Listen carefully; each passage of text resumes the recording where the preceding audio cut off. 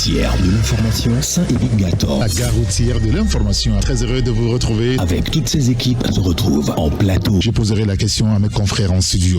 Décryptage, analyse. Ça va être pire demain. Débat. L'ascension est méritée. Ce qui reste pour un pays, pour un peuple, c'est son histoire. Sont au rendez-vous de l'actualité, de la cité.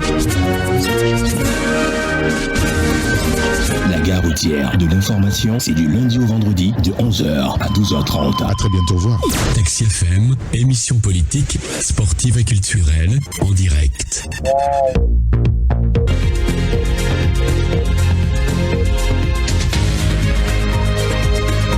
Madame, Messieurs, bonjour à tous. Nous sommes ravis de vous avoir encore avec nous à la gare routière de l'information, avec mes confrères en studio et vous aussi au téléphone, puisque vous prendrez aussi la parole aujourd'hui. Le problème technique sur ce côté-là a été réglé ce matin, heureusement.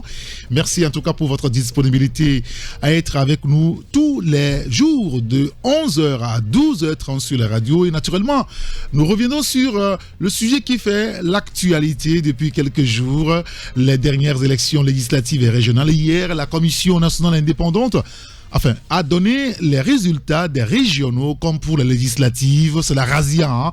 Le parti Union pour la République Unir s'est taillé la part du lion. Quelle analyse faut-il en faire aujourd'hui?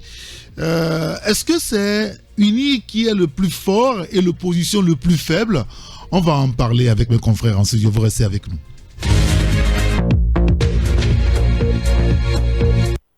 Taxi FM, la seule radio de débat, d'infos et de sport. Merci pour votre fidélité à la radio avec mes confrères en studio. Bonjour Jacques Dakouti. Bonjour Eric, bonjour aux auditeurs et auditrices de Taxi FM dans la 5e République. Oui, bien sûr. La dernière fois qu'on s'est vu, on était à la 4e République et ce matin, nous sommes dans la 5e République. Donc, merci d'être là. Salut nos auditeurs et auditrices dans la 5e République. Merci beaucoup. Bonjour Ambroise Pondio. Oui, Eric, bonjour. Bonjour les auditeurs et auditrices qui nous suivent actuellement. Tout va bien? Oui, ça va. Sinon, on est tranquille. Oui, c'est ça. Il faut être tranquille pour continuer, n'est-ce pas, à vivre dans la 5e République. Le Togo va vivre et s'il plaît à Dieu, les choses vont changer. Il n'y aura pas d'éternité pour certains. Tant que tout se passe selon la Bible, eux aussi passeront. Un matin. Très bien. Alors, on va commencer l'émission avec l'actualité, c'est les législatives et les régionales. Depuis samedi, nous connaissons quand même l'issue pour les législatives et depuis hier, les régionales aussi. Et on s'est rendu compte facilement que le parti au pouvoir s'est taillé à la part de Lyon. Puisque pour les législatives, Unir à lui seul a eu 108 sièges sur les 113. Et pour les régionales, le parti Unir a eu 137 sièges sur les 179 à pouvoir, au pourvu finalement. Alors, la première question, de façon globale, Jacques Dakouti, quel est votre sentiment aujourd'hui au sortir de ce scrutin avec le parti au pouvoir qui a tout pris? Il faut reconnaître que je ne m'y attendais pas que le pouvoir puisse avoir un tel score. C'est quand même un peu surprenant que la plupart de ces partis politiques que nous avons connus dans notre pays, que nous connaissons, et vu la situation sociopolitique également dans notre pays que nous avons connue avec cette question de la modification de la Constitution, et qu'au sorti de ces élections, qu'on puisse dire que Unir à 108 et que l'opposition se retrouve dans son ensemble avec 5 députés, il faut reconnaître qu'il faut être mentalement fort pour pouvoir comprendre, analyser et accepter ce qui s'est passé. Mais vous savez, nous sommes dans un pays où il faut toujours avoir la tête sur les épaules, essayer d'analyser tranquillement et doucement la situation que nous sommes en train de vivre sur ces élections que nous avons vécues, sur ces élections-là que nous avons connues, et voir comment se projeter sur l'avenir.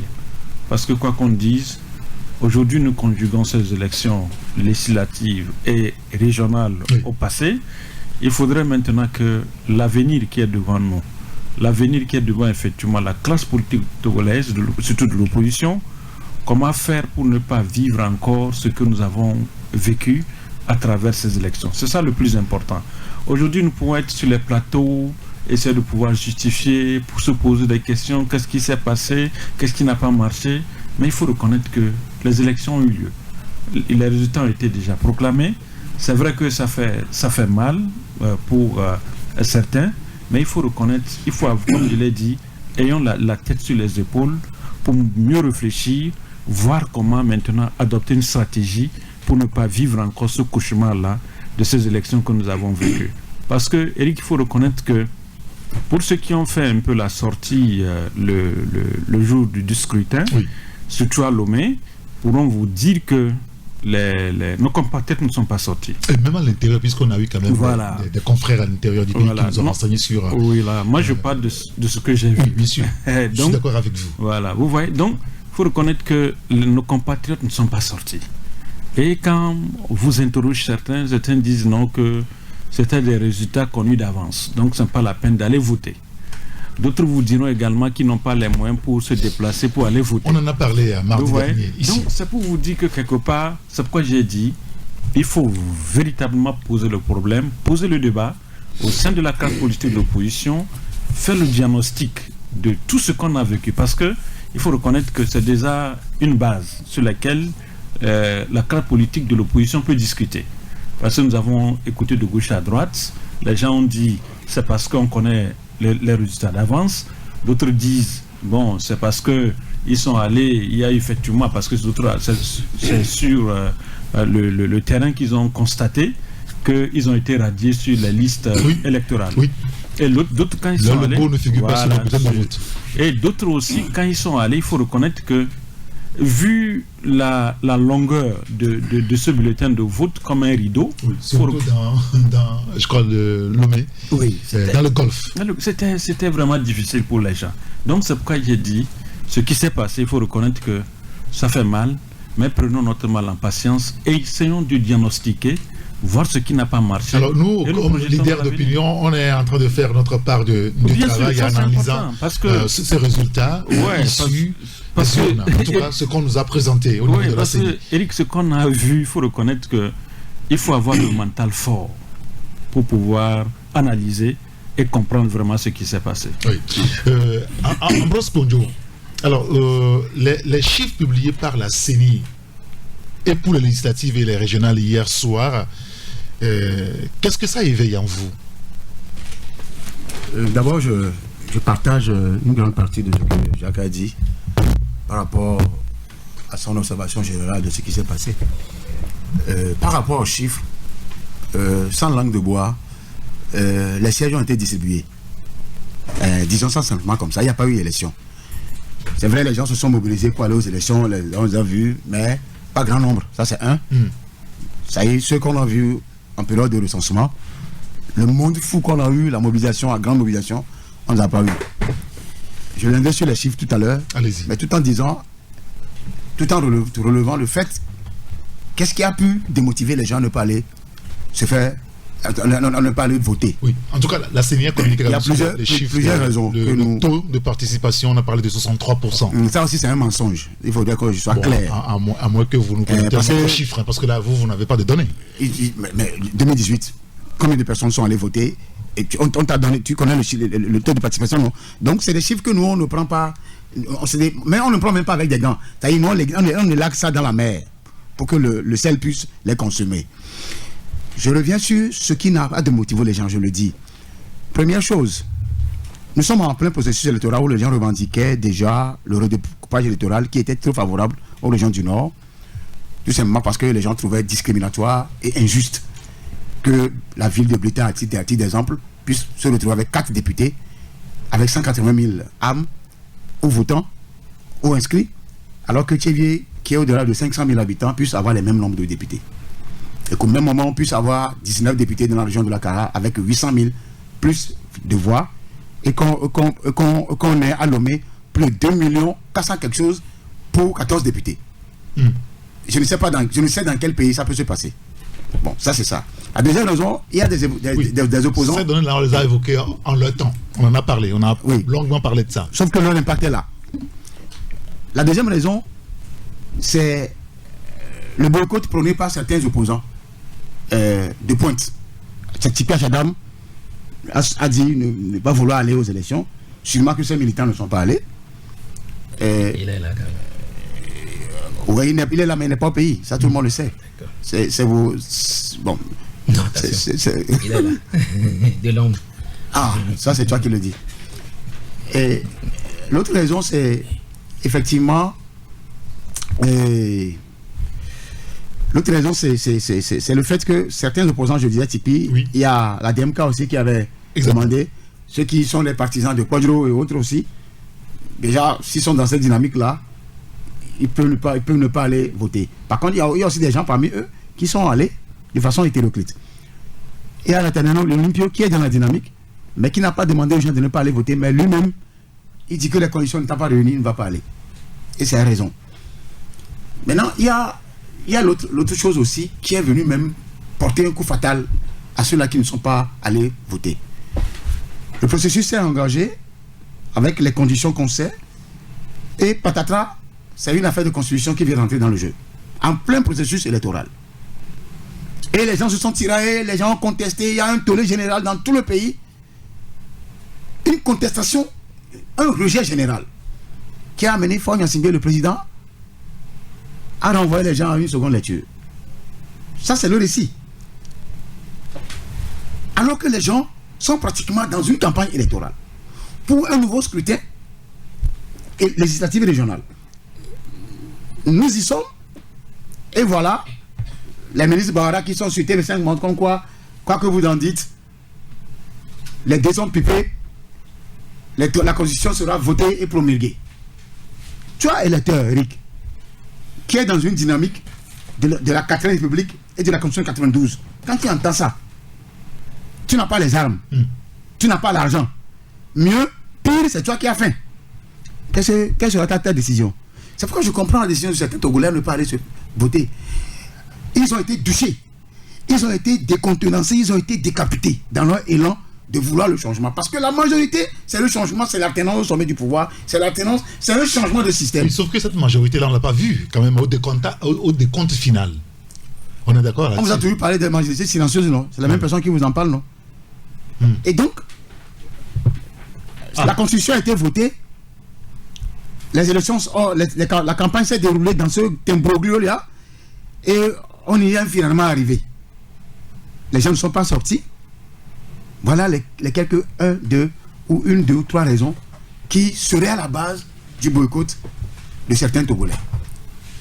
Maintenant, par rapport aux chiffres dont tu parles, moi je vous dis que c'est des chiffres fabriqués. Je vais vous te donner les raisons. Les élections, on a fait des élections législatives et présidentielles au Sénégal. La présidentielle est la plus lourde. Mais 2 jours après, déjà, dans la soirée, les médias commençaient par donner les tendances. Jusqu'au lendemain, les résultats provisoires sont proclamés. Des élections qu'on a été, qu'on est allé voter. Une journée, 2 jours, 3 jours, 4 jours, alors que les gens ne se sont même pas mobilisés. Pas seulement à Lomé, dans le Golfe, mais à l'intérieur du pays. Et là où il y a eu des grabuges, des fraudes massives, des chasses à l'homme dans les bureaux de vote, on a vu les vidéos, les gens aussi ne sont pas sortis quand même là-bas. Ceux qui sont sortis, c'est pour aller demander le changement. D'après les vidéos, les sons qu'on a eus. Et maintenant, la CENI a attendu longtemps, ne serait-ce que pour publier les résultats, goutte par goutte, des résultats provisoires. Comment on peut expliquer ça? Ce qui veut dire que c'est des résultats fabriqués. C'est des résultats. J'ai dit hier sur FM. Anguille sous roche. C'est-à-dire le fait qu'on ait mis autant de temps pour sortir finalement ces résultats. Le soupçon est tellement grand que on est autorisé à dire que ces chiffres-là ne sont pas réels. Vous avez des doutes là-dessus? D'énormes doutes. Dans ce sens que, même dans le quartier de Fabre, les gens n'ont pas voté. Oui, quel est le problème? Ils n'ont pas voté. La femme de Appelmont ne l'a pas voté. C'est juste un exemple que je donne. Non, attends, laisse-moi. Tu prendras la parole. Ils sont en démocratie, c'est bien ça.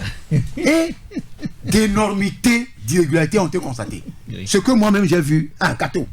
Des gens, vous allez voir des gens venir en bigarré, ils rentrent, comme c'est leur moulin, et ils donnent des ordres. J'ai demandé, mais qui, c'est celui-là, il est qui? Et ils commencent, ils viennent souvent avec des tombes innocents. Et qu'est-ce qui se passe? Ceux qui sont les délégués là, tu le vois, raga, et ils sont là. Même au décompte des bulletins, le monsieur même qui soulève là, souvent on prend des gens géants, costauds là, et dit, nul là, il le montre seulement à celle qui est en train de décompter. Ceux qui sont en bas, ils regardent comme ça. Il dit, mais c'est à vous, on montre, vous avez vu que c'est nul. Et c'est en ce moment, un monsieur est arrivé et dit, mais quand vous montrez à ceux-là, et nous qui sommes des votants, montrez-nous aussi. C'est en cela, il a commencé par... Même au Tchad, les résultats sont publiés dans la cour d'école pour que tout le monde puisse voir. Ici, ce n'est pas le cas. Il y a des cas de fraude, des cas de bourrage d'une. D'accord. Très bien. C'est vrai qu'on a écouté l'opposition déjà depuis hier en train d'en parler. D'ailleurs, la FDR en a parlé. On va revenir sur ce sujet-là. Joseph, merci de nous avoir rejoints en studio. Mais bonjour. C'est-à-dire, bonjour. Les résultats que publiés montrent aussi que, enfin, au-delà de tout, Winnie reste populaire, c'est ça? C'est comme ça qu'on peut aussi faire l'opposition. Bonjour, Président. Bonjour également aux fidèles auditeurs de Tassi FM. Si nous sommes des journalistes et que nous voulons nous baser sur les faits, tels qu'on nous l'indique en journalisme, je pense que ce que vous venez de dire, on n'a même pas réfléchi 1000 fois pour pouvoir trouver une réponse juste pour dire oui. Parce qu'aujourd'hui, vous voyez, quand vous prenez les sièges, on commence par les législatives, vous prenez les sièges, 113 sièges, et sur 113, vous savez, le pouvoir qui arrive à gagner jusqu'à 108 sièges, rien aujourd'hui ne peut nous détourner de ce commentaire de dire que aujourd'hui, du moins les Togolais ont fait confiance à UNI pour ces élections législatives. Et bientôt, régional, si tu veux, on va en parler.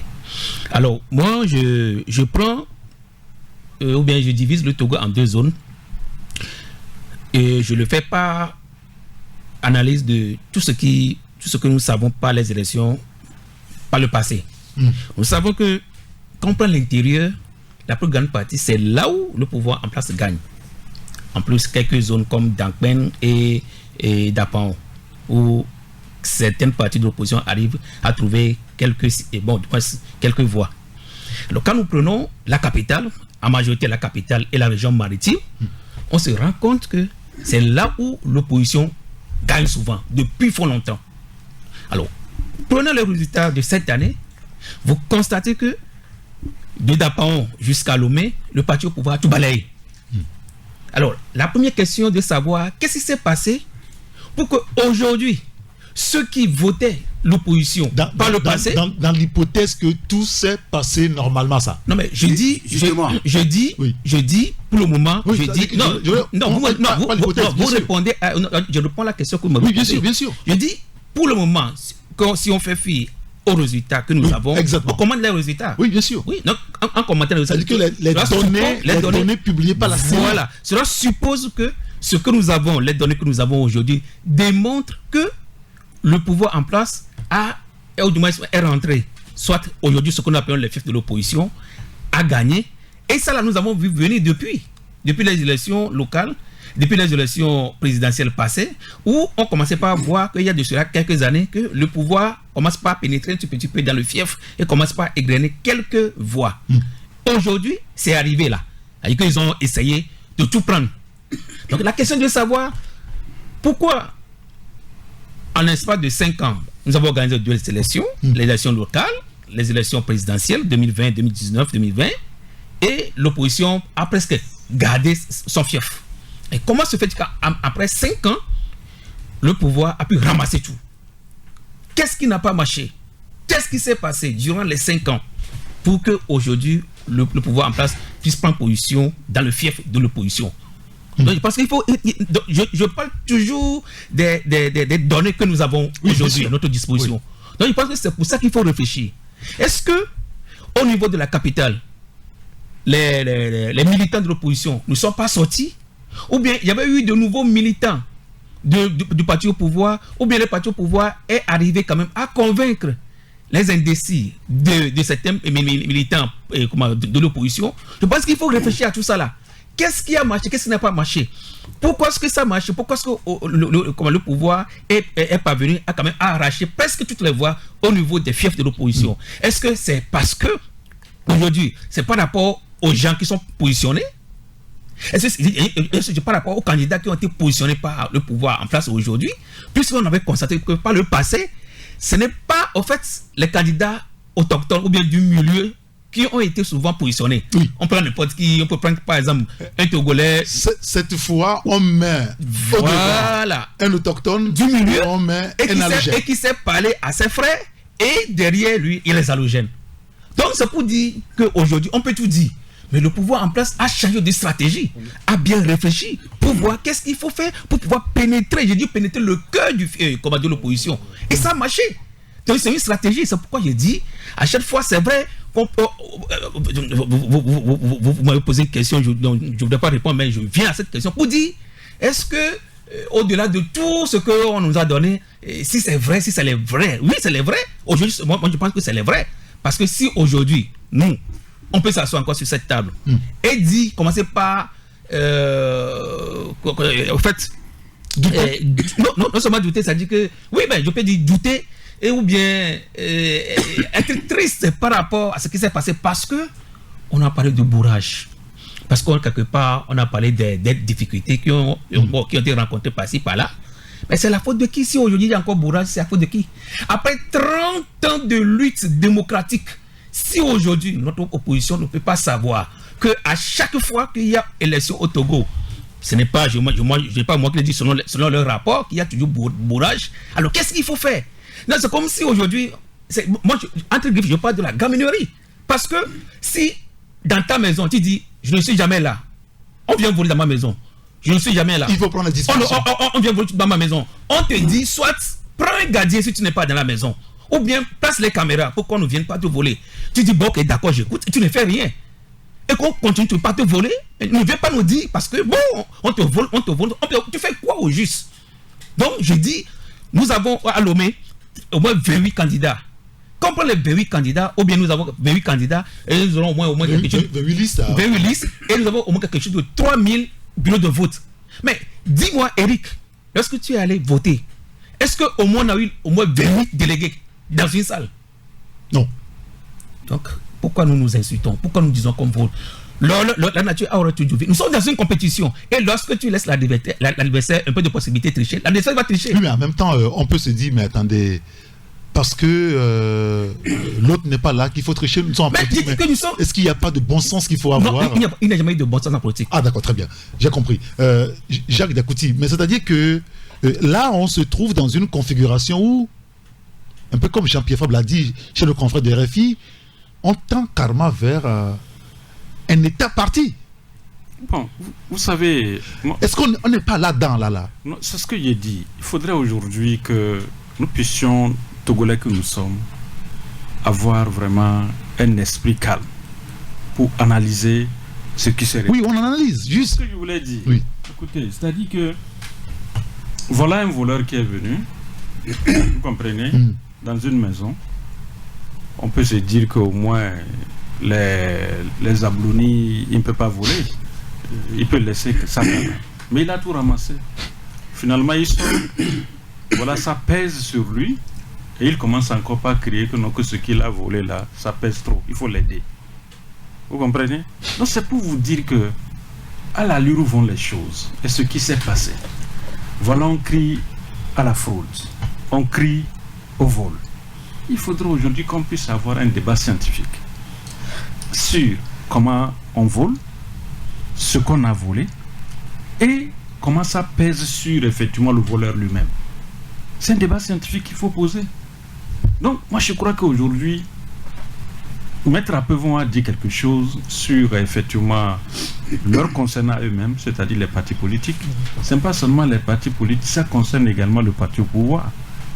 Parce qu'on ne peut pas comprendre aujourd'hui qu'on organise par exemple une élection et que l'ensemble de tous les partis politiques que nous connaissons puissent avoir seulement que 5 sièges à l'Assemblée nationale.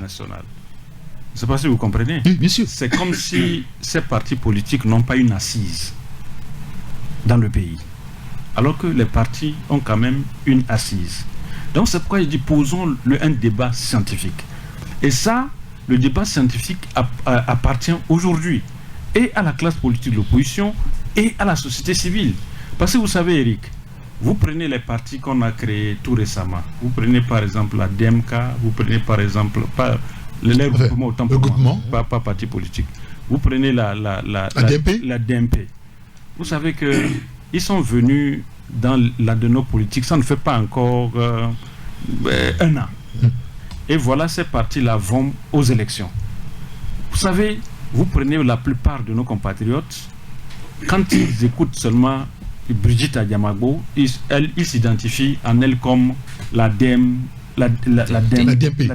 Oui.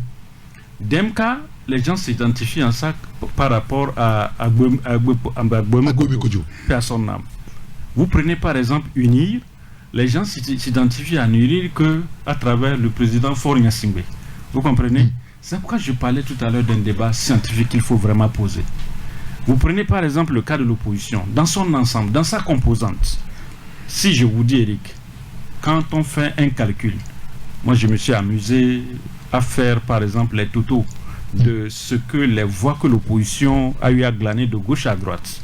Quand vous comparez par exemple ces voix, c'est-à-dire toute l'opposition confondue quoi, et vous comparez les voix que UNIR également a eu, mais vous voyez que ils ont presque les mêmes voix. C'est parce que quelque part, on a constaté qu'il y a eu l'émiettement de voix. Que finalement, on a vu que UNIR a gagné la plupart. Oui, mais en même temps, excusez-moi, mais ce débat, on l'a toujours mené, mais on ne peut pas créer son parti politique et pour aller aux élections, il faut forcément qu'on se coalise pour avoir le maximum de voix. Non, écoutez, Eric. Ça ne se fait même pas comme ça. Non, c'est pas ce que j'ai dit. Quand vous êtes en face, je ne sais pas si vous comprenez, quand vous êtes en face de quelqu'un qui est fort plus que vous, qu'est-ce qu'on fait? Alors, ça veut dire que dans le contexte où UNIR est fort, et l'opposition est faible. C'est pas moi qui le dis. C'est pas moi qui le dis. Souvent, qu'est-ce qu'on dit? Que l'action, c'est quoi? L'action, c'est sur le terrain. C'est ce que nous avons constaté aujourd'hui. Je vous jure que si les élections que nous avons vécues là, si on avait seulement que deux logos, le logo d'UNIR et le logo, par exemple, de l'opposition, confondus, je vous dis que les résultats ne seront pas comme ça. Ça, je vous dis. Je vous dis, moi, je me suis amusé à faire le calcul de l'ensemble. Si vous avez un temps, asseyez-vous, prenez par exemple les voix de l'ensemble de l'opposition, comparez ces voix aux voix de l'UNIR, vous verrez. Non, c'est pourquoi je dis qu'aujourd'hui, il faudrait aujourd'hui qu'on puisse avoir la tête sur l'épaule. Posons effectivement le vrai diagnostic aujourd'hui, comment faire aujourd'hui pour affronter par exemple UNIR dans les urnes, concernant effectivement l'émiettement des voix de l'ensemble de l'opposition. Je vous disais tout à l'heure, je parlais du bulletin de vote, qui ressemble effectivement à un rideau. C'est-à-dire que moi j'ai vu des gens, j'étais dans un bureau de vote. Une dame est venue, elle dit mais que elle ne voit pas la photo d'un leader. Vous comprenez? Oui, si. Et on lui dit non, au fait c'est les logos.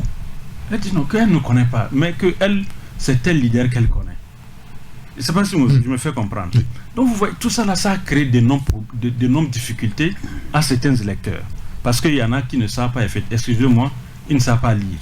Ils ne savent pas ce que c'est qu'un logo pour pouvoir aller voter pour ça. C'est pourquoi j'ai dit, il faudrait aujourd'hui qu'on pose effectivement un débat scientifique au niveau de la carte de l'opposition et également au parti au pouvoir. Alors on va avancer un peu dans le... aider la démocratie togolaise. Parce qu'on ne peut pas comprendre, Eric, qu'aujourd'hui, nous sommes en 2024, qu'on dise qu'une opposition qui est là depuis 92, depuis 30 ans, qu'on puisse dire qu'on a organisé une élection législative et régionale et que l'ensemble de la classe politique de l'opposition s'en sort avec 5 députés.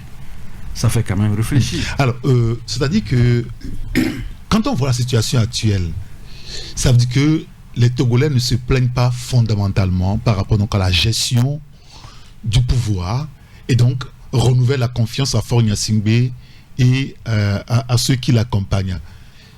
Ça veut dire que tout va bien quand même, hein, Ambroise. C'est là où se trouve l'incongruité.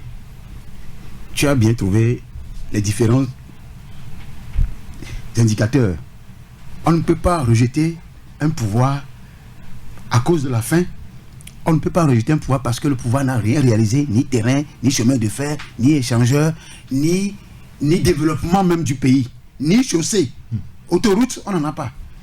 Et que tu de go, on nous dit que ce pouvoir était plébiscité. Et donc, ça veut dire, Ambroise, ça veut dire qu'en réalité, le pouvoir n'est pas rejeté, au fond. C'est ce que je dis, que le pouvoir plutôt est rejeté, mais c'est des fraudes massives qui ont fait que le pouvoir se retrouve avec des sièges. On ne dit pas la même chose. Oui, on ne peut jamais dire la même chose parce qu'au début, j'ai déjà planté le décor. Oui, bien sûr. Que les sièges ont été distribués. Au départ, c'était les laits et le bœuf. Maintenant, ils savent que le lait, le bœuf, le lait est fini, le bœuf est tué. Maintenant, c'est le bic qu'on a pris pour nommer des gens. Je le dis. Parce que il y a trop de choses qui démontrent qu'on ne peut pas rejeter des gens jusqu'à la Constitution. Surtout, ce qui m'a le plus épaté, c'est qu'en plein débat sur la Constitution, qu'on puisse donner 108 députés sièges à l'Assemblée nationale. C'est parce que les gens ont tout prévu. Ils ont pris toutes les dispositions en allant vers la Constitution en ce régime. Ils savent que s'ils ne faisaient pas tout pour gagner, leur histoire de Constitution et régime sera vomi. Donc, leur plan a été exactement respecté. Bahara l'a dit sur TV5 Monde que le texte sera voté bien avant même qu'on aille aux anciennes élections et que la Constitution sera votée. Ça a tout son sens. Et si on place un mot sur l'opposition, Ambroise, je vais revenir sur l'opposition. Par rapport à ce que disait Joseph, et que l'opposition doit prendre des mesures pour éviter, contrecarrer les fraudes. C'est normal, non? Vous voulez que l'opposition prenne quelles mesures? L'opposition n'a pas des armes. Ah bon? Attendez. De quoi? L'opposition n'a pas des armes. Pour faire quoi? Attends, quand tu parlais, je n'aime même pas. Laisse-moi parler. C'est-à-dire que ceux que l'opposition dans les bureaux de vote, on les chasse. Des gros bras viennent pour les chasser. Et quand on interpelle les policiers, les policiers de la FOSEL, quand ils interviennent, ils disent qu'ils ne peuvent rien. Vous avez suivi Kissi, Jean Kissi, dans le Vaud. Même ceux-là qui sont épris de changement, épris de la loyauté, de la légalité, quand ils interviennent, ils viennent, ils intimident dans les bureaux de vote. Ils chassent même. Des vidéos circulées dans les localités, même à Kovia ici, partout, à Kébou, vous avez des défis, à Dankwen, pour dire que qu'est-ce que l'opposition peut faire? Les gens ont l'argent. C'est eux qui commandent l'armée, c'est eux qui commandent la police et la gendarmerie. Même la FOSEL, c'est eux. Les délégués, les bureaux, les présidents de CENI, c'est les magistrats. C'est eux qui les nomment. Ça veut dire qu'il n'y aura pas de changement. Hein. Alors, il ne peut jamais y avoir de changement. Autant abandonner l'opposition. Autant abandonner. Non, l'opposition ne peut jamais abandonner. Il y a le cas Gambien qui doit être une jurisprudence pour nous. Ok. Et Adjamé n'a jamais cru qui serait jeté dans les urnes. Parce qu'il fraudait. Ce jour-là, il a été pris, la main dans le sac. Et quand il s'est réveillé, il s'est dit que j'ai été pris par l'eau. Il faut que je fasse tout. On lui a dit, monsieur, on t'a vaincu dans les jeunes. Pour vous dire que l'opposition, d'abord, n'a pas d'argent. S'ils tentent de créer une entreprise pour leur suivi, le fixe va arriver là-bas. Et ce qu'ils ont à faire, c'est le peuple. C'est le peuple qui ne doit pas dormir. Tout se repose sur le peuple. Si le peuple n'est pas sorti, c'est le même peuple qui va subir. Ils vont subir encore pendant 6 ans. Ces messieurs-là, ces gens-là. Par rapport à l'opposition. Oui, justement. Est-ce qu'elle n'est pas aussi victime, un petit peu, comme on le dit, de sa propre turpitude? L'opposition, il y a une partie de l'opposition, il y a certains qui sont égoïstes. C'est le moi et l'ego qui dominent. Ça, on peut le prendre comme étant un facteur négatif qui peut concourir à évoluer. Mais ça n'empêche pas que les élections soient entre-temps crédibles du côté de ceux qui l'organisent. Ça, c'est un premier élément. Secondo, pour le cas de l'opposition, on ne peut pas obliger l'opposition à s'unir forcément pour aller aux élections. En Europe, dans les pays civilisés, dans les pays, comment vous dites, occidentaux, les alliances se construisent après les résultats. Les alliances, même actuellement, dans une semaine, dans 2 semaines, il y aura les Européens. Oui. Donc, mais il y a des forces de droite qui sont partout, en Autriche, en France et partout, mais ils ne sont pas coalisés. C'est après les élections qu'ils vont se coaliser dans l'hémicycle. C'est comme ça se fait. Maintenant, ces chansons-là, c'est ceux qui sont au pouvoir qui le chantent pour vous dire que les gens sont même désunis. Ils n'ont qu'à arrêter cette chanson-là. D'accord, pour qu'ils puissent se coaliser, peut-être en termes de voix pour les législatives. Par exemple, je donne l'exemple de Gogué qui est à Dapaon. Et PSR qui est dans le fief, puisque ce n'est pas moi qui ai inventé le fief. C'est nos amis qui sont au pouvoir qui ont inventé le fief. Dans le fief de PSR, c'est Kara en principe. Quand j'ai vu Olou à Lomé, j'ai dit non, on t'a menacé de ne pas te positionner à Kara. Mais les étudiants, les gens t'aiment là-bas. Les populations de Kara t'aiment là-bas.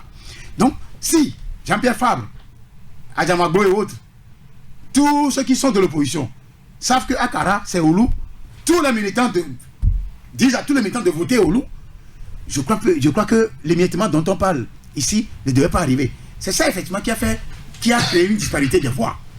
Maintenant le pouvoir dit qu'il ne va plus envoyer des candidats indépendants. Sauf qu'il en a eu.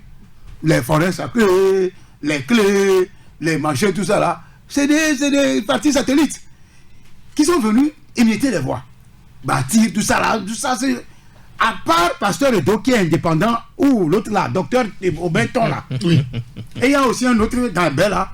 Je crois que le reste c'est un cirque qu'on a eu à vivre. Donc l'opposition, la grande responsabilité que l'opposition a eue, c'est de ne pas pouvoir se coaliser pour pouvoir occuper les zones qui déjà se voyaient dans le rétroviseur des électeurs. Quand on prend Fabre, on sait que dans le Golfe, et à Djamago, on sait que dans le Golfe, ils peuvent s'imposer. Quand on prend l'autre là, à Pévon, on sait que dans le Vaud, ils vont s'imposer. Qu'ici, ils vont s'imposer là-bas.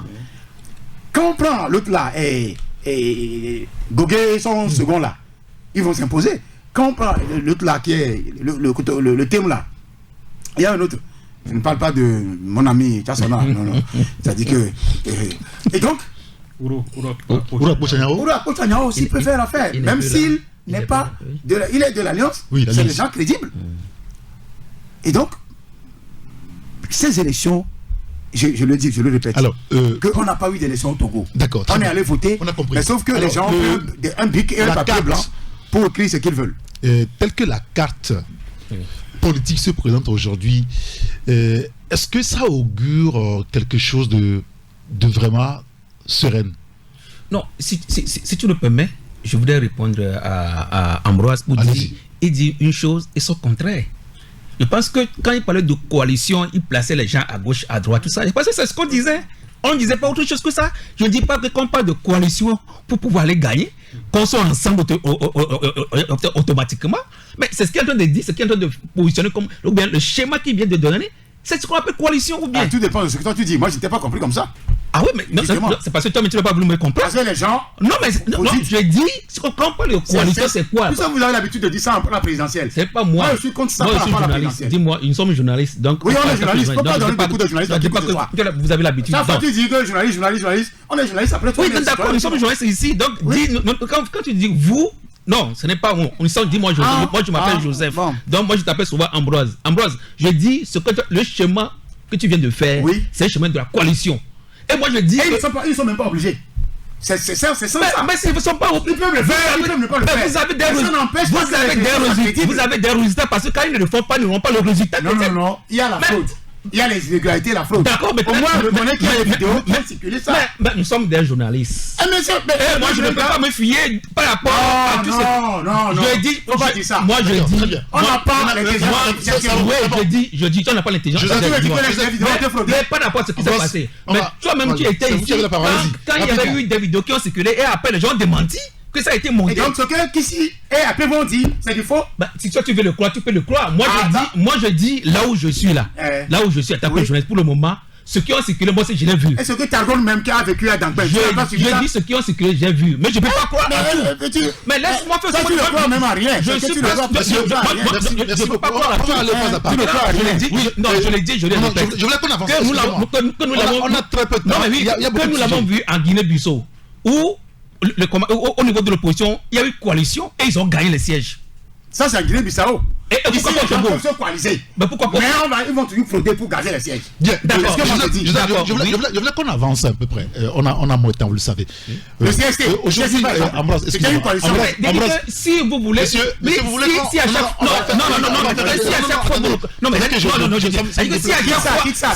fois, on reconnaît qu'il y a des fraudes, mais qu'est-ce que Le CST est une coalition. est-ce que les gens sont dans les bureaux? Est-ce que Je ne sais pas ce que tu défends. Tu défends quoi?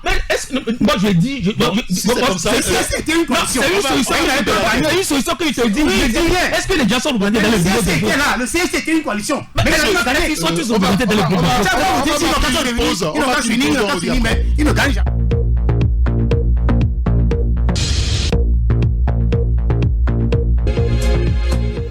Retour en studio avec mes confrères en studio, justement, Joseph Gada, Ambroise Pondio et Jacques Diakouti. Je voulais la carte politique telle qu'elle s'est dessinée là. Est-ce que c'est pas inquiétant? Excusez-moi, je prends pas parti, mais est-ce que c'est pas inquiétant que d'avoir au Parlement et au Sénat une seule couleur qui dessine? C'est inquiétant. Oui, si, je vous donne la parole sur la politique du pays. Joseph. Non, c'est inquiétant. Si je dis que ce n'est pas inquiétant, c'est faux. Je me suis trompé, c'est inquiétant. Parce que tout à l'heure, je pense que le président vient de développer qu'on ne peut pas imaginer que dans un pays comme le Togo, sur 113 députés comme sièges, l'opposition n'a que 5. Là, ça veut dire que nous avons, je dirais que c'est 95% des sièges qui ont été récupérés par le parti au pouvoir. Et c'est grave. Ça suppose qu'aujourd'hui, au niveau du Parlement, il n'y a que les projets du parti au pouvoir qui passeront. Et l'opposition n'a pas de voix. Et c'est pour cela qu'il est très important que nous parlons pourquoi ça s'est passé comme ça, pour qu'on arrive jusqu'à 5 voix. Oui, aujourd'hui, là, ça s'est passé comme ça déjà. Les 5 qui sont arrivés, qui sont actuellement représentés, ne pourront rien faire.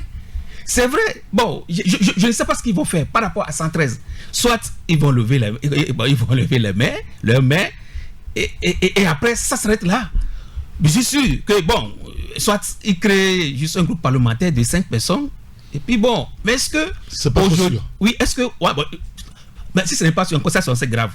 Parce que les gens m'ont dit, tout à l'heure, Ambroise me disait que normalement, ce qui est bon, c'est que la coalition soit faite. Oui, mais en même temps, créer un groupe parlementaire ne garantit rien. Oui, mais par rapport aux chiffres que nous avons aujourd'hui, ça ne garantit rien.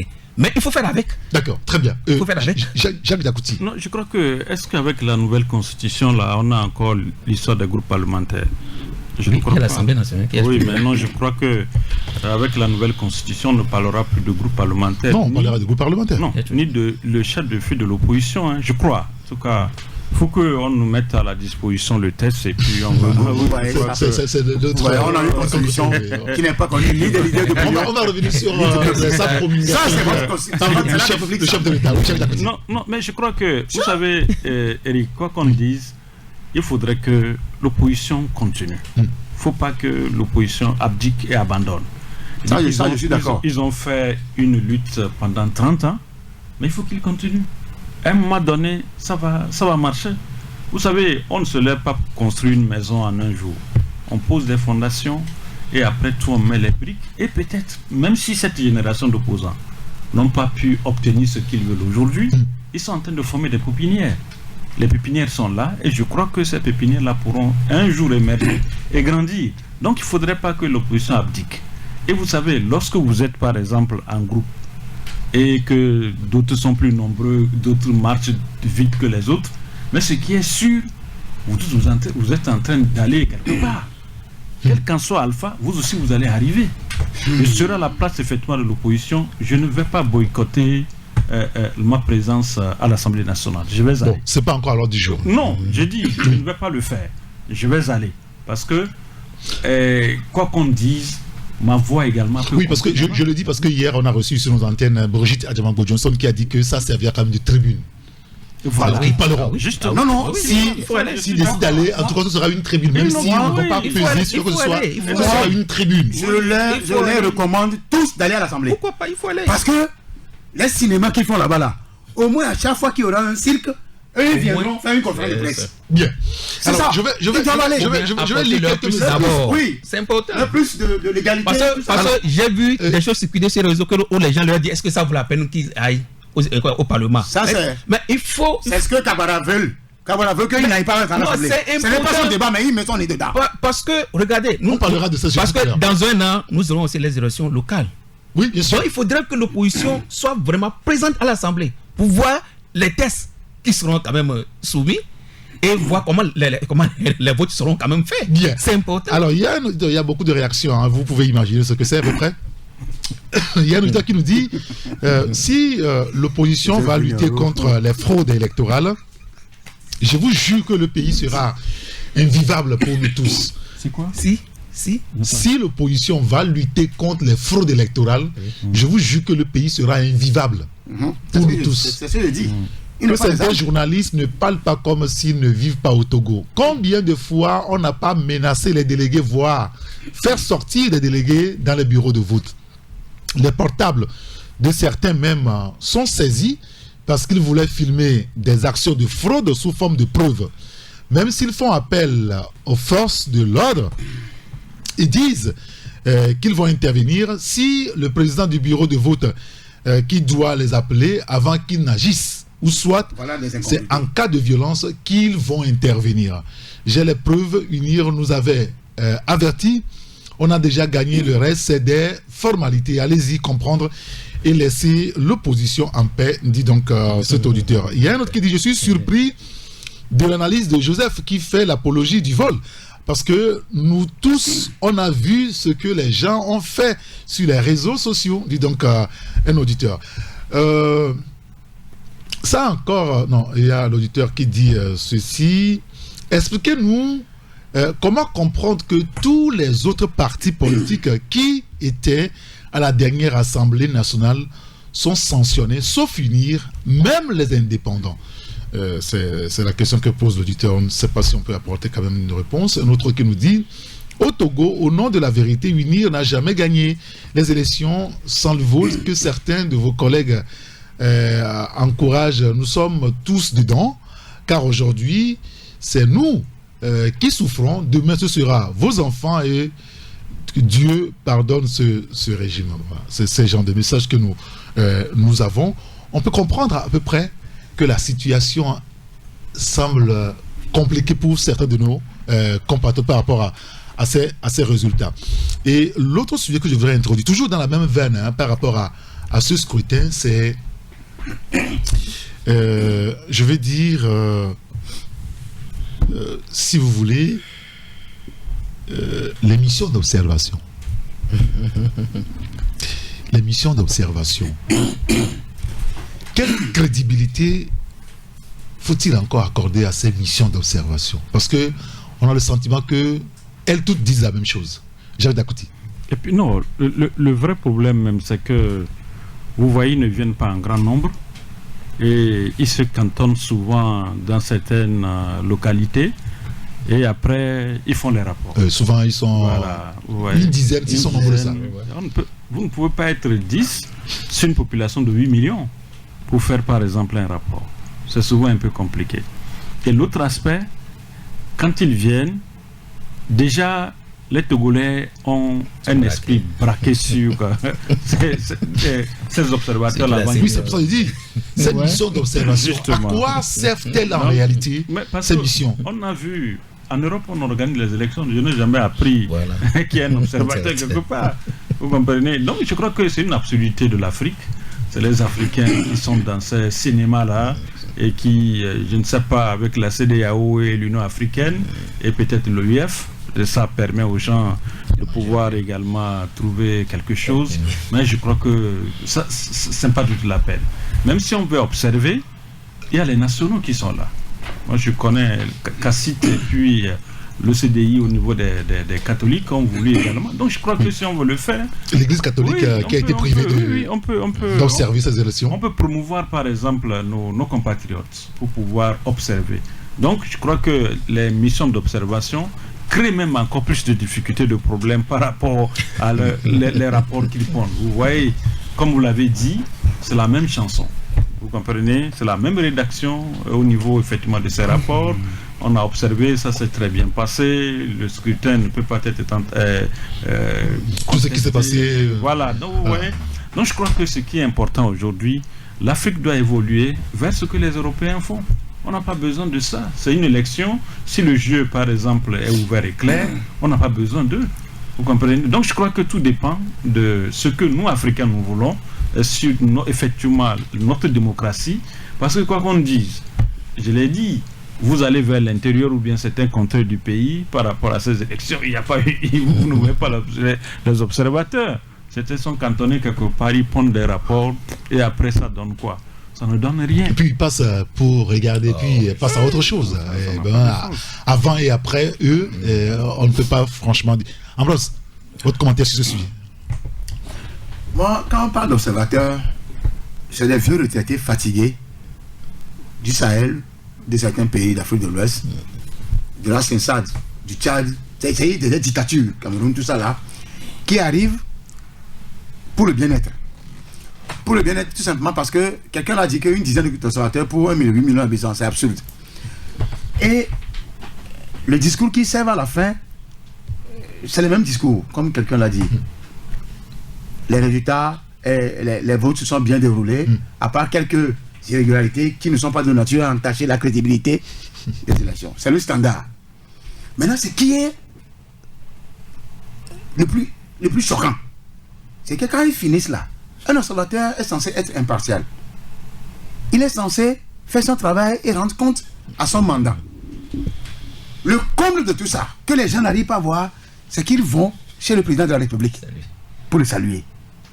Mais quand on va chez le président de la République... Il se passe quoi? Hein? Il se passe quoi quand on va chez le président? C'est mon regard. Il y a le dîner. Il n'y a pas le dîner. Le dîner, ce serait flagrant. Mais le président de la République a des fonds de souveraineté pour des libéralités. C'est normal. Mais l'observateur qui est venu observer une élection dont le chef de l'État est parti. C'est son parti, en tant que président du parti, participe à ces élections. Vous ne devez pas, quel que soit son rang de chef de l'État, aller lui remercier. Vous allez le remercier pourquoi? Tu sais, Jacques a dit, c'est des histoires qu'on a en Afrique. Vous ne verrez jamais des gens aller observer en Europe. Donc c'est des bitos, c'est du business que les gens ont créé pour pouvoir avoir les mallettes. Donc ils finissent, et des retraités qui vont là-bas, après, ils sont dans une vie d'aisance chez eux. Je ne peux pas citer les pays. D'accord. Donc pour dire que on n'a pas besoin d'observation électorale. Si on doit en avoir besoin, les nationaux suffisent. Quand j'ai entendu le nom de Cassit, bon, je me suis rassuré un peu, mais sauf qu'ils ne sont pas nombreux. LTDH, je me suis rassuré. J'ai dit, ben, tiens, ces gens-là ont donné l'accréditation à LTDH. Il y en a à qui on a donné, le lendemain on a retiré. Oui. Il y en a à qui on a refusé catégoriquement. Et il y en a aussi des associations qu'on a créées le jour même, à la veille du scrutin, pour les accréditer. Ah ouais? Oui, il y a une coalition là qui dit, ils ont déjà donné leur certificat, hein, et ils sont même au devant de la CESAD et de la CEDEAO. Donc pour vous dire qu'en réalité, nous sommes dans un cycle général. Et le maître de cérémonie, c'est le président de la CENI. Parce que lui là, il suffit de le voir avec ses lunettes, tu comprends immédiatement que tout ce que nous aurons à faire là, ça va tomber dans l'eau. L'élément sur lequel je voudrais en venir justement, quand on parle de, excusez-moi de ne pas vous donner la parole là-dessus, mais vous trouverez moyen de pouvoir vous exprimer sur le cas des observateurs, mais c'est-à-dire la CENI, il me semble que pour une fois, c'est l'une des CENI qu'on a vu parler très peu.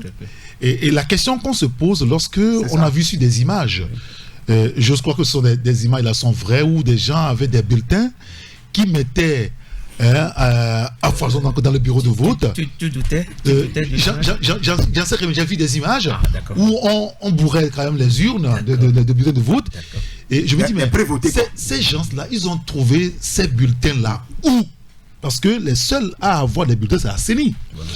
Comment se fait-il qu'on organise des élections où des gens sont régulièrement inscrits et qu'on ne trouve pas leur logo sur les bulletins de vote, au point où, je crois les FDR l'ont dit hier, dans la veille, FDR candidat, mais n'est pas sur moi-même, j'ai cherché aucun logo des partis d'opposition. J'ai cherché ANC, je n'ai pas trouvé. J'ai cherché FDR, je n'ai pas trouvé. DMP, je n'ai pas trouvé. Akato. Moi, j'ai voté là-bas. Alors là, on peut je dirais, interpeller la CENI. Non, ce sont des dysfonctionnements. Ça, je pense Alors, que... dans ces cas, il se passe quoi? Non, on annule le vote là-bas, on reprend. Normalement, le vote non, doit non. être annulé. Vous Bon, savez, d'accord. moi, je reviens toujours sur la présence des délégués dans les bureaux. Nous avons eu ensemble 14 272 bureaux de vote sur le territoire. Vous voyez déjà que c'est grand. 14 000. Alors, dis-moi, si vous êtes par exemple un parti politique qui est représenté sur le territoire, est-ce que vous pouvez avoir les 14 000 Non. 721 délégués? Surtout quand on n'est pas au pouvoir. Là. Mais vous ne, C'est pouvez, compliqué. vous ne pouvez pas. Et donc, la fraude est aisance. Oui, donc, qu'est-ce qu'on fait? On se met ensemble. On se met ensemble. Non, là. Joseph, Se mettre d'accord, ensemble, ce oui. n'est pas la solution. D'accord, le problème, moi, je reviens oui, ici. la question. Vous dites, Le Posez ma système question. même est vicié, quoi. Posez ma question. vous savez, quand je me réfère encore aux élections, il y a de cela quelques années au Kenya, c'est bien au Kenya, Oui, au Kenya, il y a eu où l'élection. la Cour, Ruto. ou bien leur Cour constitutionnelle a annulé Oui. l'élection parce qu'il y a eu des irrégularités à gauche, à droite, tout ça là. Et parce que là, l'opposition a présenté les preuves. Les preuves. C'est où ça? Il n'y a pas du Kenya. Au Kenya. Au Kenya, il y a Oui. une cour constitutionnelle qui est Oui, réglementaire, non, moi, qui est impartiale. bon, je ne sais pas, mais il a dit que au moins. Le Togo, avec une cour avec Bokossi, ne Permettez- peut jamais être impartial. Permettez, Ambroise, que Joseph. C'est-à-dire que Allez-y. et ça a été annulé. Et c'est en cela que peut-être jusqu'à présent, j'attends aussi, s'il y aura des recours, j'attends au niveau de l'opposition qu'il y ait aussi des recours. Par rapport à tout ce que leurs délégués du bureau de vote ont eu à voir avec les preuves palpables. À Parce que si subir. vous avez les preuves, je suis sûr qu'on Je doit ne connais annuler. pas le Togo, hein. Je parle de- Ambroise, nous passons de façon- Sans que Joseph Non, ne connaisse je pas parle de façon générale. Il y a, ici. il y a un auditeur qui nous dit dans le Zion, il y a eu nos délégués, je dois être un candidat, Oui. il y a eu nos délégués dans la quasi-totalité des bureaux. Oui. Certains ont été renvoyés ou retardés pour entrer dans les bureaux de vote, la plupart privés de PV à la fin du scrutin. Un vrai chemin de croix. Eric, qu'est-ce qu'on fait? C'est-à-dire que qu'est-ce qu'on fait Oui, dans alors, non, ils feront des recours, c'est sûr. Voilà. Oui. Maintenant, Devant qui? maintenant, non mais nous avons des Devant juridictions l'institution compétente. Vous avez des juridictions compétentes Les qui sont résultats là. sont comment? Souvent. L'opposition dépose toujours un recours. Hein. La preuve, quand Jerry Tama a déposé un recours contre la Constitution, qu'est-ce qu'ils ont dit? Ils sont incompétents. Ambroise, Oui. Ambroise, par le passé. Avec Amadou Djoko, vous allez entendre quoi? Bokossi va ajouter sa santé. Ambroise, par le passé, quand l'opposition fait Bien. recours, on demande toujours les preuves. On dit, non, c'est toujours dit, vous n'avez pas les preuves, bien les preuves que vous avancez ne sont pas fondées. C'est pourquoi je dis, Ils vont encore le faire. Hein. Ils vont déposer encore. Hein. c'est pourquoi je dis, mais déposez. Et ils vont le faire. Mais si vous déposez, ça ne marche pas. Est-ce Tout que le temps, ça ne marche jamais. oui, D'accord, très oui, bien. Oui, mais il faut que ça Je marche. vois que c'est Il faut- un peu heurté entre Oui, vous mais il ce faut- matin. C'est cette idée habituelle quand même. Hein. Alors, Jacques, sur le cas de la CENI. Sur le cas de la CENI. Vous savez, Eric, depuis, ça fait presque des années, vous vous rappelez avec quand le président Alpha Condé était venu ici, vous prenez par exemple le Ghanéen Oui. Nana Akufo-Addo. Akufo-Addo, on avait dit et demandé à ce qu'on puisse avoir une CENI Technique. Et les gens ont refusé. Comprenez? Si on avait une CENI écoutez, technique, quand vous avez un pays fortement bipolarisé, on peut se poser la question, où est-ce que vous allez trouver ces électrons-là qui soient véritablement libres pour Il constituer y a les gens. et, non, attendez, excusez-moi, Il y a peut-être que je me les gens. trompe, mais c'est la question qu'on s'est posée à l'époque. Tout à l'heure, on a parlé de Monsieur. Cassis. Nous tous, on était d'accord. On n'a pas de C'est-à-dire- LTDH. Il y a des organisations. Il y a des Oui, gens qui sont mais des qu'on se trouve de tel côté ou de tel côté, des gens des appréhensions. Hein. On est d'accord Ça ne là-dessus. finira jamais. Oui, bien sûr. Oui. C'est pour ça qu'on pose tellement la Oui, question. Allez-y, Jacques. le problème c'est quoi? Le problème c'est que lorsque on a une fixation Oui. sur certaines choses, je vous dis que on ne pourra pas s'en sortir. C'est-à-dire qu'aujourd'hui, vous prenez le Togolais, c'est comme si on ne peut pas s'asseoir et discuter. Oui. C'est le constat. Aujourd'hui, quand vous ne voulez pas vous pencher vers A et vous voulez par exemple vous pencher vers B, tout de suite, Vous avez des problèmes. vous avez des C'est problèmes. les centristes. Mais écoutez, Eric, comment on peut vivre dans un pays comme ça? À un moment donné, c'est pourquoi j'ai dit, nous sommes des compatriotes. Moi, je n'ai pas une autre nationalité à part la nationalité togolaise. Il faudrait aujourd'hui... Ah, vous. Oui, Il y en a qui ont d'autres en plus. oui, mais c'est ce que moi, j'ai dit, moi, je n'ai aucune autre nationalité à part la nationalité togolaise. Donc, il faudrait aujourd'hui que nous puissions, je reviens encore sur ce débat scientifique que la classe politique de l'opposition, la société civile, peut-être aussi les médias. Tirer les leçons, je me rappelle... Non, pas les leçons de cette élection. Okay. C'est pas ce que je voulais dire. Okay. C'est-à-dire qu'aujourd'hui, il faut reconnaître que nous avons besoin d'un cadre où on peut s'entendre. Parce que si on ne s'entend pas, Eric, je vous dis, tout ce qu'on pourra dire, c'est-à-dire que ce que le prêtre va dire, ce que le pasteur va prêcher les dimanches à l'église, je vous dis que les gens ne vont pas entendre. Aujourd'hui, je vous dis, quand vous prenez même certains messages des pasteurs, des imams et des prêtres, lorsque par exemple le pasteur ou l'imam ou le prêtre ne prêche pas peut-être vers une tendance, on catégorise le pasteur, on catégorise le prêtre, on catégorise l'imam. Donc aujourd'hui, on ne peut pas, aujourd'hui au Togo, à un moment donné, entendre. S'il vous plaît, ça ne peut pas nous aider à avancer, pas du tout. Non, c'est ce que moi je constate. Donc, pour avoir effectivement une CENI, allons à une CENI technique. Parce que ce que nous constatons, les partis envoient leurs représentants au niveau de ces CENI. Mais qu'est-ce qui se passe? Vous vous rappelez de la CENI Tafatabiou? Oui, bien sûr. Où il proclamait les résultats. Un autre a surgi sur le plateau pour dire non, il n'est pas d'accord. Oui. Vous voyez, donc c'est pour... Quelque part, moi je dis, on a encore la chance, on a encore la responsabilité, on a encore la potentialité dans ce pays de pouvoir faire des choses qui sont vraiment pourront aider le pays à décoller. Ne laissons pas tellement la politique nous diviser, parce que ce que nous constatons aujourd'hui dans le pays, à part la politique, il n'y a plus autre chose dans ce pays. C'est la politique. À part ça, il n'y a plus ça. Alors que Togolais jeunes que nous sommes, nous devons avancer. Nous devons avancer. Vous regardez, on est là tout le temps. Les réseaux sociaux, on s'attaque, on s'insulte. Et finalement, comment on peut avancer? On ne peut pas avancer. À un moment donné, arrêtons-nous. Et il faut qu'on réfléchisse pour voir qu'est-ce que nous voulons pour notre pays. Comment développer notre pays? C'est ça. Est-ce que vous voulez qu'on reste comme ça des années à discuter tout le temps des politiques? On fait une élection, on dit on n'a pas gagné. Est-ce que après ce scrutin-là, on est sûr de sortir de l'imbroglio, de la crise avec des gens qui sont de 60 ans? C'est ça le problème. C'est ça qui énerve les Togolais. Les gens sont là, 20 ans. Pratiquement, rien n'a changé dans leur vie. Plus les gens sont dans le chômage, plus les gens cherchent à manger 2 fois dans la journée, ils ne trouvent pas. Il n'y a aucun développement. Pourtant, on chante le faège, comment vous les appelez, le machin, les provenades, tout ça là. Les gens vont dans le provenade, 1 an, 2 ans, ils sont élagués, ils sont rejetés dans le circuit de l'emploi. Mais ils veulent quoi? Vous n'avez pas même des hôpitaux. Ouattara, je ne l'ai jamais aimé. Mais il a construit 5 terrains de foot. 6 dans toutes les grandes villes de la Côte d'Ivoire pour la CAN. Bon, le Togo n'a jamais organisé de CAN. C'est la Côte d'Ivoire. Il y a tellement d'échangeurs. L'échangeur, on ne va pas manger ça. Mais ça fait la vitrine d'une capitale. Il y a beaucoup de choses. J'ai toujours parlé du chemin de fer là. J'invite le président de la République et ses ministres à suivre Ushuaïa TV là. Ushuaïa TV, c'est les trains. C'est intéressant quoi. Quand vous suivez cette chaîne-là avec l'autre Philippe, il faut un train de Lomé à Saint-Cassé, de Lomé à Palimé, de Lomé à Néron, tout au moins. Les mangues, les plantains, des bananes à consommer là. Avec le train, ça peut me descendre facilement. C'est ce que les Togolais demandent là. S'il faut faire 100 000 ans ou 1 milliard d'années au pouvoir, faites ce que les Togolais demandent. Et justement, pour avancer, 60 ans la pour une famille, c'est trop. Votée par le Parlement là, qui a été finalement sorti, a été promulguée hier par le président de la République.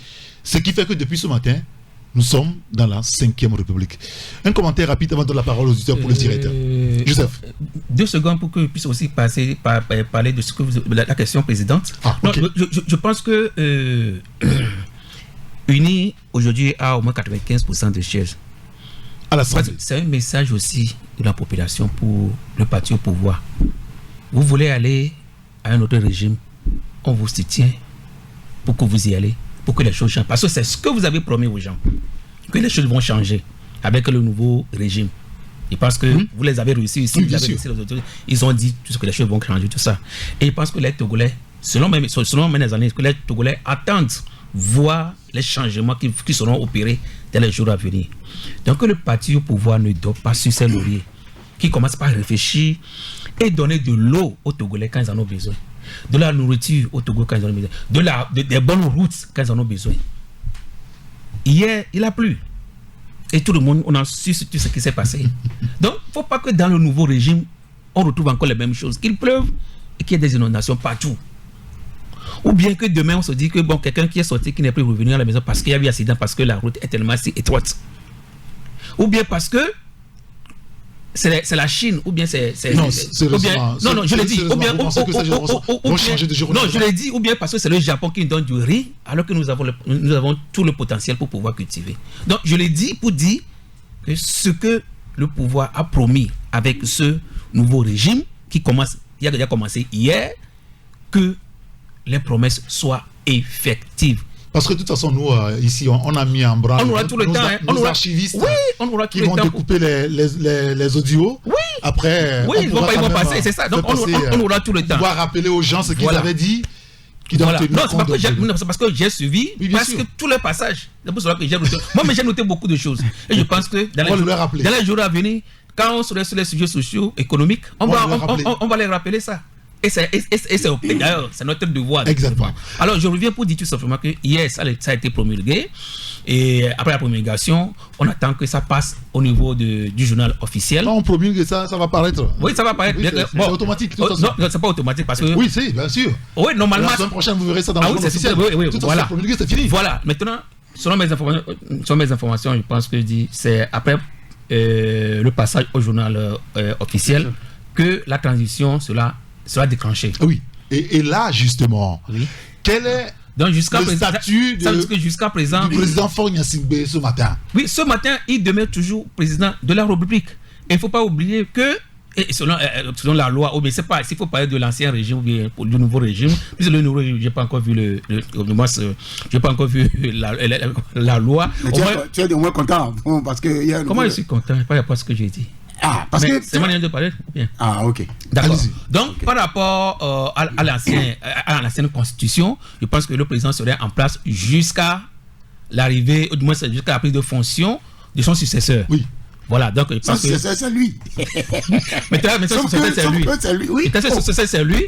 Bon, il ne peut y aller. Non, ce qui est sûr, quand nous prenons le nouveau régime, on dit que le président du conseil, c'est lui qui est de facto le président du parti qui a le plus de majorité.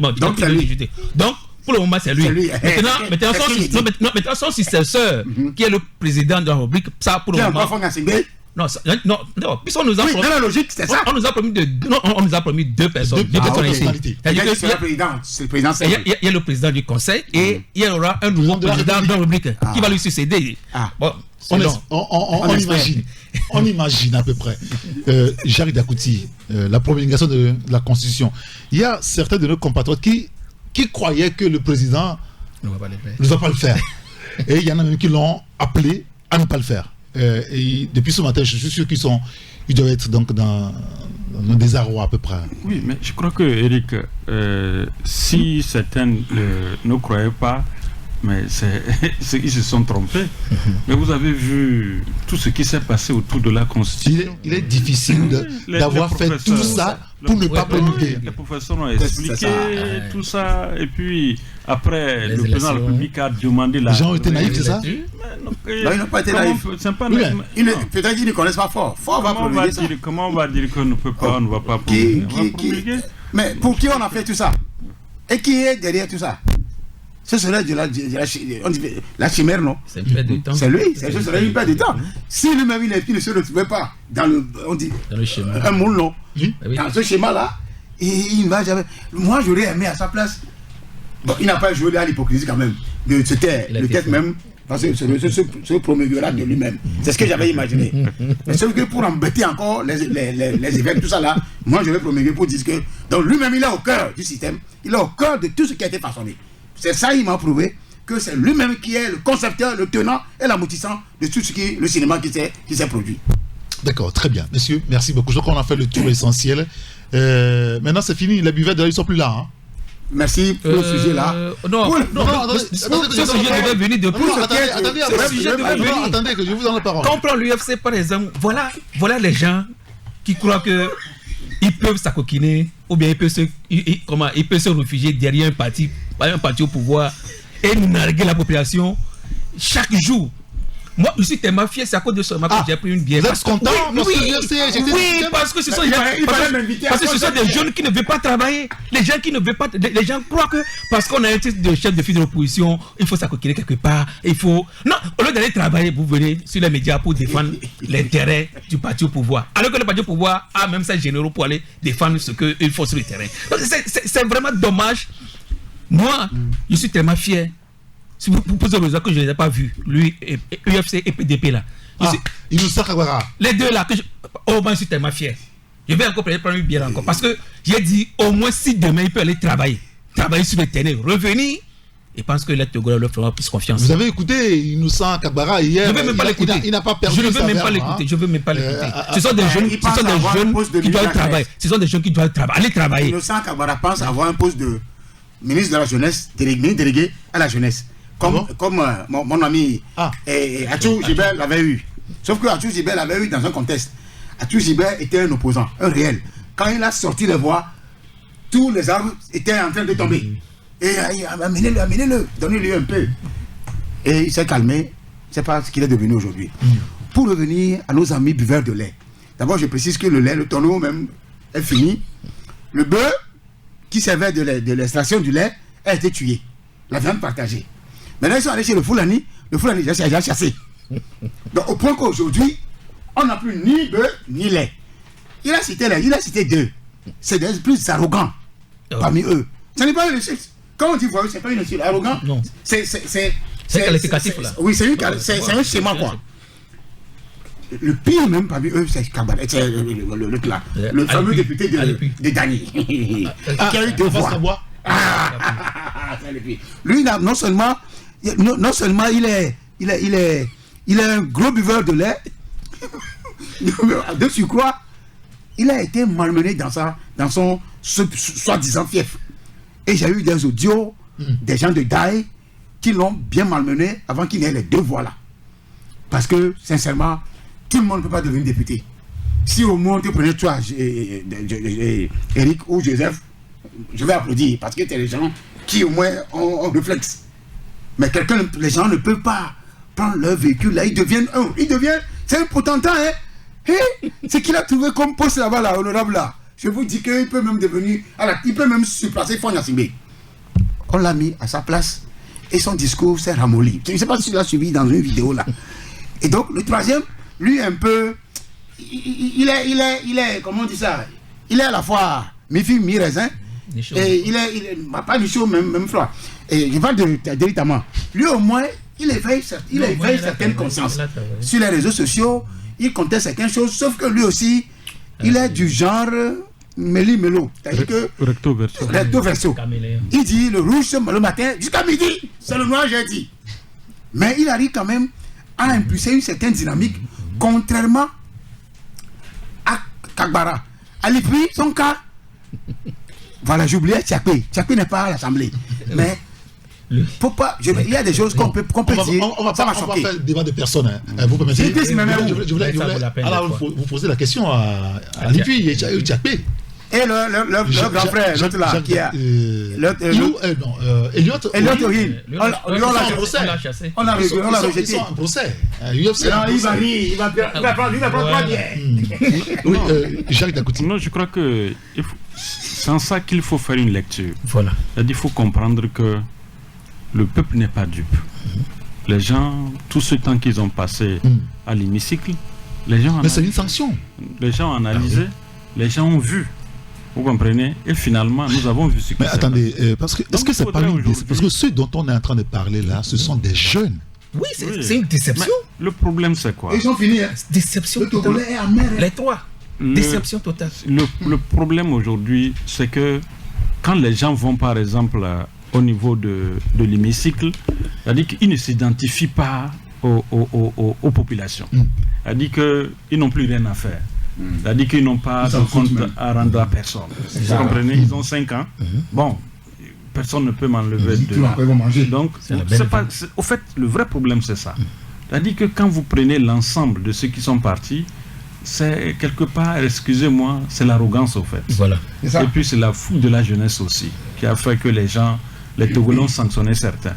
Et quand certains vont sur les médias, vous écoutez un peu de leur langage, vous avez la crise cardiaque. Vous voyez, vous posez des questions, mais les gens là, vous voyez, donc, au fait, c'est ça le problème. C'est pourquoi il faut éviter. Parce que le Togolais aujourd'hui veut seulement qu'on puisse subvenir à ses besoins. L'eau, l'électricité, quand il est malade, qu'il puisse aller à l'hôpital, se soigner. C'est-à-dire que s'il veut, par exemple, éduquer ses enfants, qu'il puisse trouver vraiment une école où il peut amener son enfant. Les besoins basiques, c'est ce que le Togolais veut, c'est ce que le Togolais attend. Mais quand on élit les gens sont là, ils pensent que bon, ils n'ont plus rien à faire. C'est ce que nous avons vu. Donc vous allez voir, les sanctions ne vont pas s'arrêter. Tant qu'on organisera encore les élections, on va toujours sanctionner les gens. En fait, c'est ça. Donc, soyez effectivement humbles lorsque vous allez... D'accord. Messieurs, on va prendre des auditeurs au téléphone ce matin. On a 8 minutes pour les écouter. Ils auront à réagir aussi donc à tout ce qu'on a dit ici, donner leur point de vue sur ces sujets-là. Il y a un auditeur qui nous dit le président restera en fonction tenant compte des dispositions transitoires.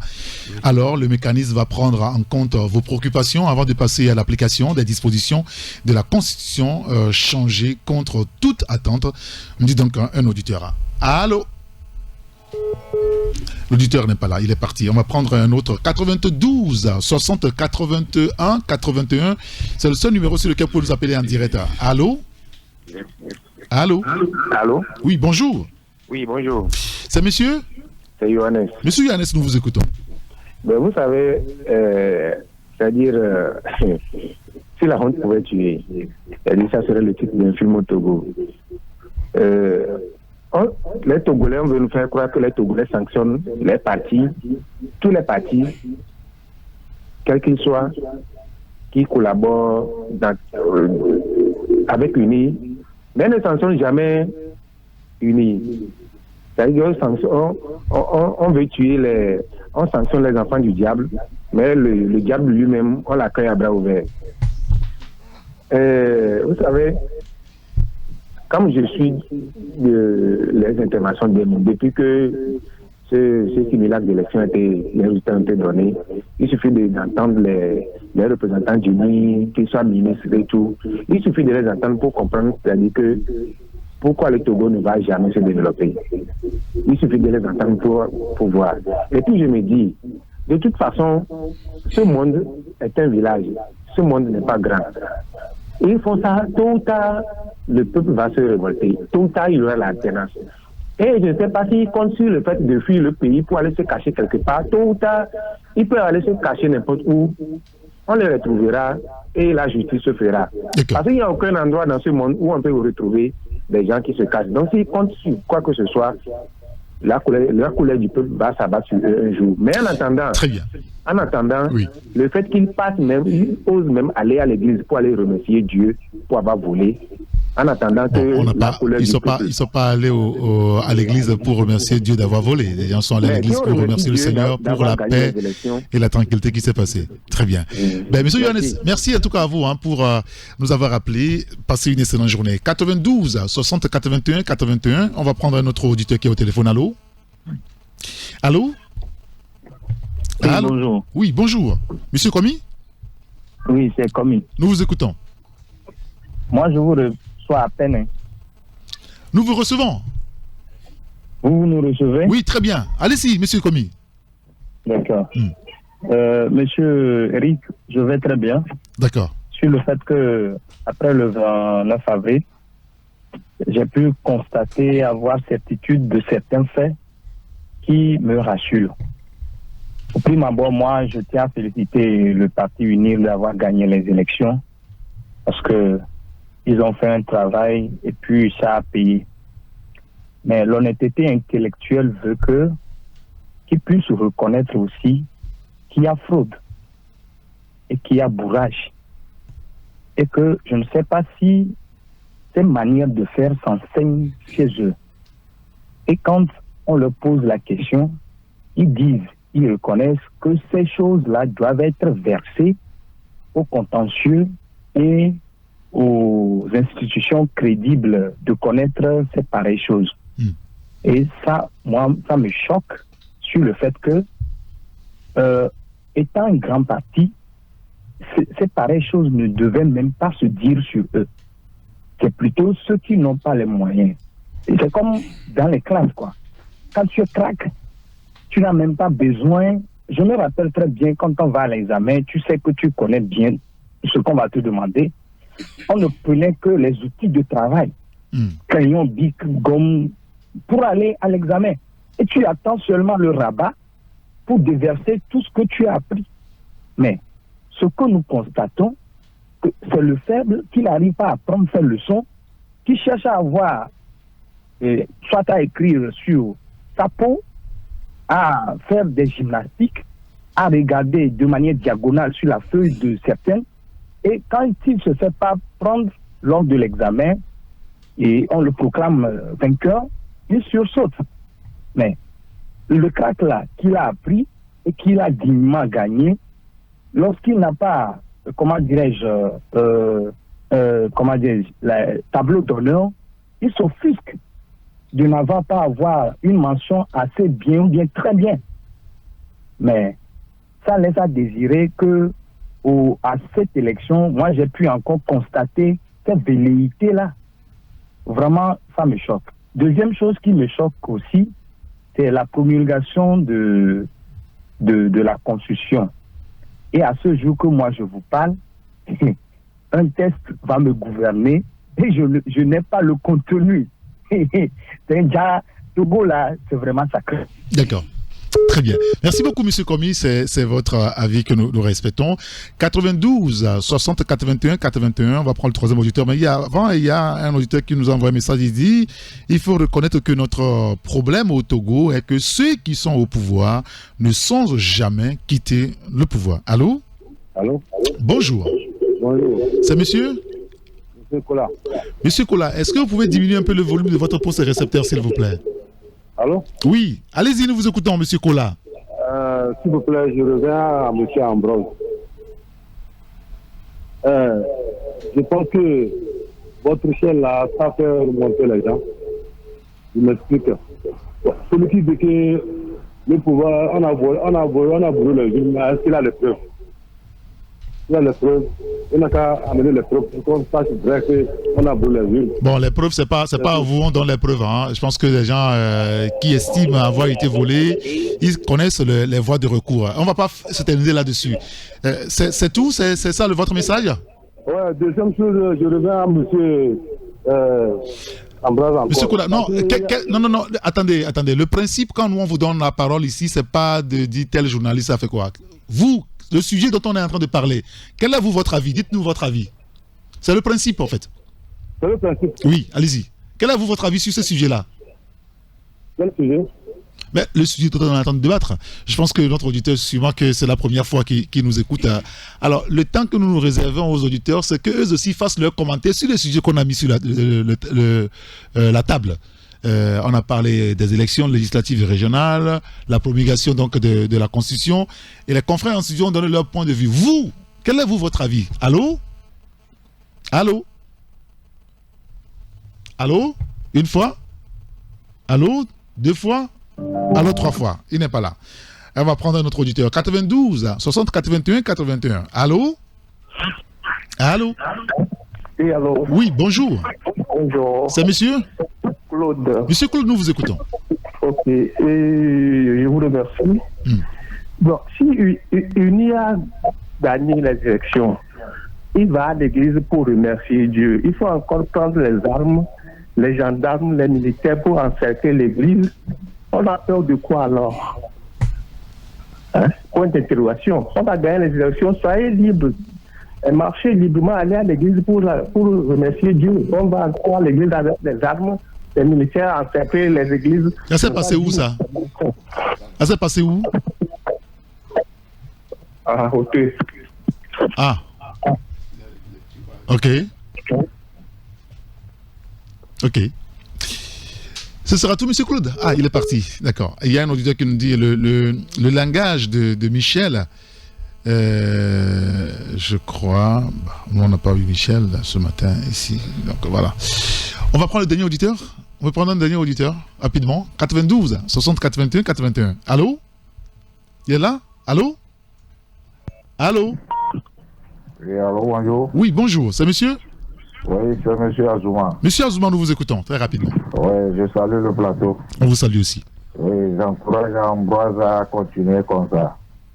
Et je remercie comment l'autre là aussi. Oui. Il n'a qu'à aller prendre une bière de ma part aussi. Moi aussi, je suis fier que tous les fourmis, les cafards là qu'on a dégagés à l'Assemblée nationale, moi aussi, ça me plaît tuer. Le reste, je m'en fous de ce que UNI peut faire, mais là, je tire chapeau à unir, de dégager ces incompatibilités-là.